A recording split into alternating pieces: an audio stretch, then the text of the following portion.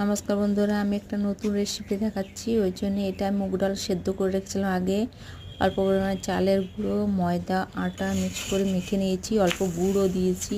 এটা মেখে রেখে এটা আবার কিছুক্ষণ রাখার পর এটা আমি বেলে নিয়েছিলাম। এখানে পরোটা আমি বানিয়ে নিচ্ছি।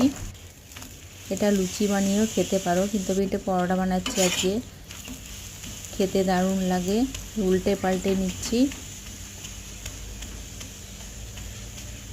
আর এরকম নতুন নতুন ভিডিও আপডেট পাওয়ার জন্য একটা লাইক, কমেন্ট, সাবস্ক্রাইব করে দিও বন্ধুরা।